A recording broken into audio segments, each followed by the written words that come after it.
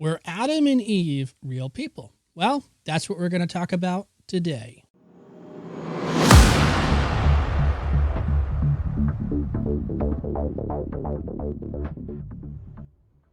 So when it comes to this question of Adam and Eve, it's important to understand why we're actually asking the question in the first place. And here's the short reason. We have a scientific community and we have a religious fundamentalist community. Basically, the scientific community says, no, they weren't real people. And the reason why they believe that is because of some evolutionary idea. The religious fundamentalist people say, yes, they are real. And the reason why they believe that is because they believe every single word in the Bible as you read it, particularly in the New King James or the King James, is in fact true. Unfortunately, neither one of them are right. So we're going to have to talk about this. But we're going to have to talk about it in a much different way. And the way that we're going to be talking about this is not as a scientific community, and we're not going to be talking about it as fundamentalist. Instead, what we're going to do is we're going to try to approach this issue from what some scholars have sort of alluded to or have suggested over the years. Because what you have to understand about biblical scholarship is that biblical scholarship is it's nothing new. I know a lot of people think that biblical scholarship is this new idea that was developed a couple of decades ago. And that's just not true. I mean, we've been studying the Bible for thousands and thousands of years, okay? And the New Testament, we've been studying it for almost 2,000 years, basically. And so there's all different kinds of theories. There's all different kinds of ideas. There's all kinds of things that have been suggested over the years. And basically anything you've ever thought of has already been thought of. Anything you could ever study has already been studied. And, you know, that's basically how it is. I mean, it's very, very, very hard to develop something new about the Bible because it's already been suggested or it's already been said or it's already been studied. So it gets a little bit complicated. So what I'm telling you in this video is really nothing new. It's just sort of maybe it might be new to you, but really what it is it's my way of just saying, hey, look, guys, like there's more to the story than what you've been told in church. You know, there's more to the story than what you've been led to believe on these websites and blogs and other YouTubers and, you know, all the stuff that's out there on the internet. Because there's always more to the story. You know, when you realize that there are thousands and thousands and thousands of people who have studied the Bible, and a lot of those people are like really, really, really smart people, you begin to realize, wait a second, like there's probably a lot of information about the Bible out there, and there is. So this is just one of the countless views about Adam and Eve that we're going to be presenting here in this video.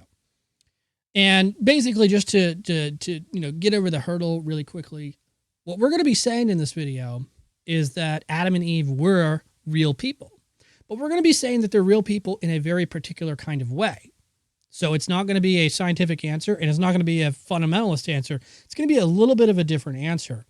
And it's important to understand this answer because, again, if all you're familiar with is what the science people say and what the fundamentalists say, well, now you're going to know what other people have to say.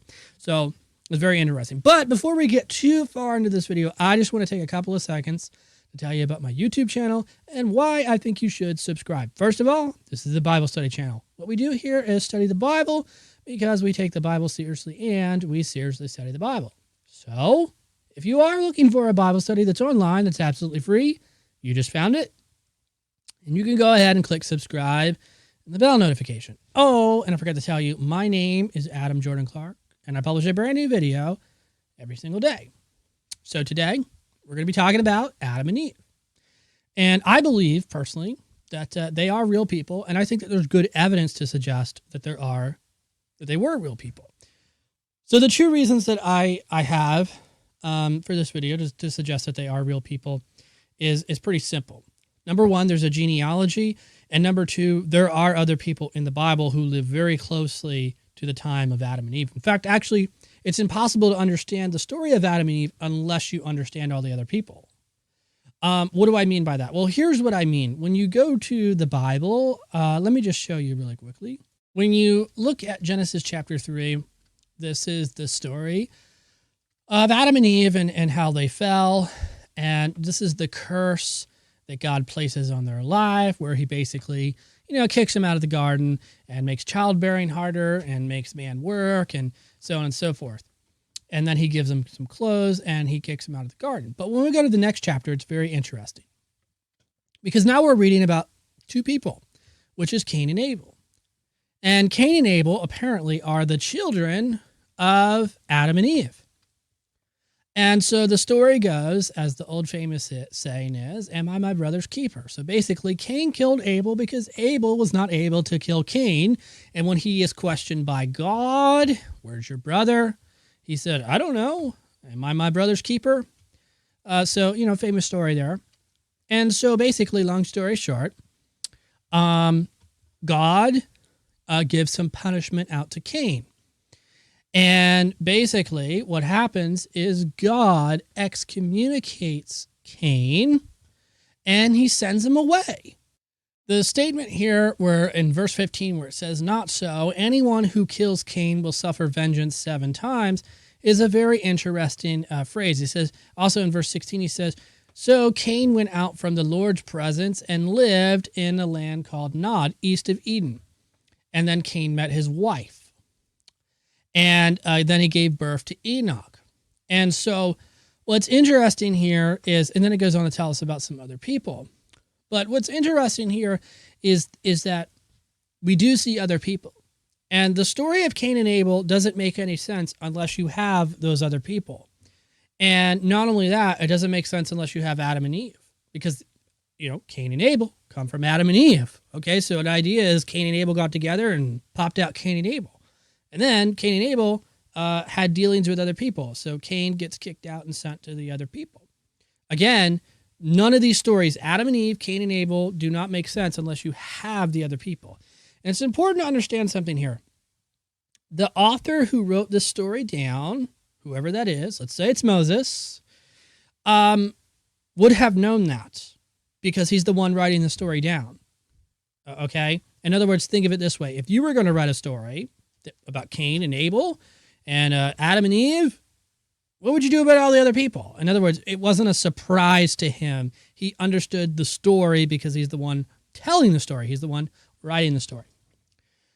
So we can pretty much deduce here that because there are other people, we can actually deduce 2 things. The first thing that we can deduce is that Adam and Eve were real people. How do we know that they were real people? Well, simply because there were other people. People don't understand this logic, so I'll try to explain it a little bit differently.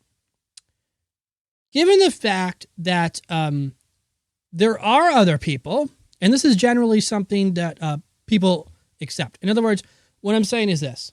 People have a really hard time, particularly in the scientific community, they have a really hard time believing that all human beings came from 2 people, Adam and Eve. Well, given the fact that you flip the chapter over and you see more people, there are other tribes, tells you what? It tells you that there are other people. It's no surprise to the author of the Bible, and it's no surprise to the reader. It's like, okay, well, there's other people here. So obviously Adam and Eve are just 2 people out of a whole group of people, and the author was just focusing on those people. So that's very obvious. So in other words, people in the scientific community don't have a problem accepting other tribes and other villages or whatever. And it's obviously in the Bible. So given the fact that there are tribes there, tells you that Adam and Eve were probably 2 people in those tribes. Or maybe they were just had their own group of people. We don't really know. The Bible doesn't tell us, but it does tell us that there were people named Adam and Eve. There were people named Cain and Abel, and then there were other people. And what's interesting is that Cain and Abel, this passage here that we read about Cain and Abel, Cain kills Abel because Abel's not able to kill Cain.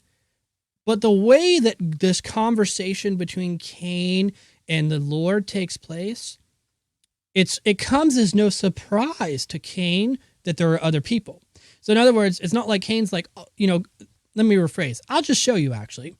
When you come up here to this passage, we don't have a verse that pops out right here and says, Cain didn't know that there were other people. It doesn't happen like that. We don't have a verse down here where it says, Cain didn't know there were other people. Instead, it's written as if Cain already knows that there are other people on this planet. When we read verse 13, it reads, Cain said to the Lord, my punishment is more than I can bear. Today you are driving me from land, and I will be hidden from your presence. I will be restless wandering on the earth. Whoever finds me will kill me. And so he's obviously implying here that he knows that there are other people. If he didn't know there were other people, then who exactly are the people that he's referring to that are going to kill him? In other words, he's not talking about animals killing him. He's talking about other people killing him. So he himself, Cain, the character, is aware of other people. So obviously, you got two theories here. You can either say that Adam and Eve were real people and they got it on a lot and they popped out a whole bunch of kids, so much so that there were just villages after villages after villages. Of course, the problem with that is the genealogy that Genesis tells us about, because the genealogy doesn't have room for that theory. So that's problem number one. Or you can say that Adam and Eve were probably two people in the midst of lots of people. And that's probably a more realistic reading here. And it's important to understand that idea from this perspective. Because again, when you do get into the scientific community, they have a hard time believing two people populate the whole earth. I mean, that's a good idea. Also, when you get into the fundamentalist aspect, they like to believe every verse of the Bible, every word of the Bible in a literal way, or what they consider to be a literal way. And this, of course, is very problematic. I'll give you one example as to how this is very problematic. I say in the 21st century, I go to the store and I come back from the store and I say, hey, there were 1 million people at the store.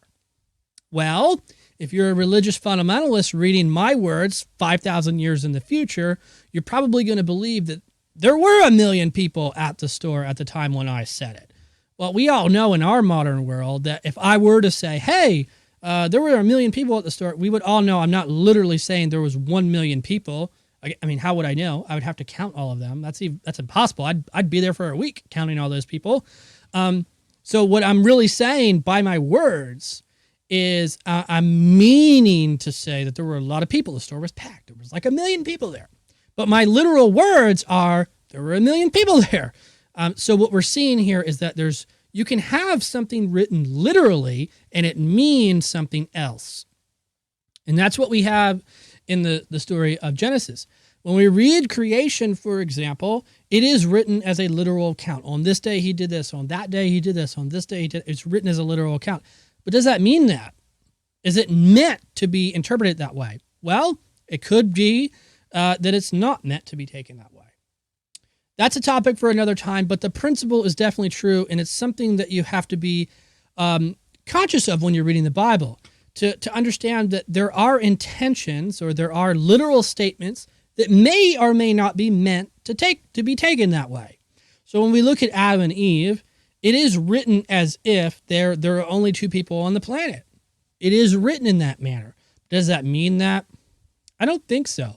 The reason why I don't think so is for simply two reasons. Number one, we flip the chapter over to chapter 4, and immediately it starts talking about other people, and the writer himself is assuming that there are other people. And the character in the Bible, Cain himself, is aware of these other people, and he doesn't talk about a relationship between them. In other words, he's not saying, these are my brothers and sisters.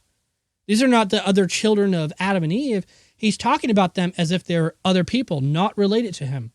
So it's important to understand that. The other thing is the genealogy. The genealogy doesn't make room, but there is a genealogy of Adam and Eve, and on it goes all the way down to Enoch and so on and so forth. Well, back in those days, genealogies were really important.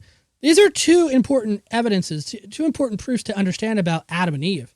The genealogy definitely tells us that Adam and Eve were real people, and the fact that there are other people in Genesis 4 tells us that Adam and Eve were real people. In other words, they were probably just two people of many people on the planet, and the Bible just zooms in on them to tell a story about their relationship to God and how sin entered into the world. My name's Adam Jordan Clark. If you like this video, go ahead and give it a thumbs up. Don't forget to comment below and tell me something interesting or maybe a really cool story. And don't forget to subscribe and hit the bell notification because I publish a brand new video every single day. My name's Adam Jordan Clark, and as always, I will see you in the next video.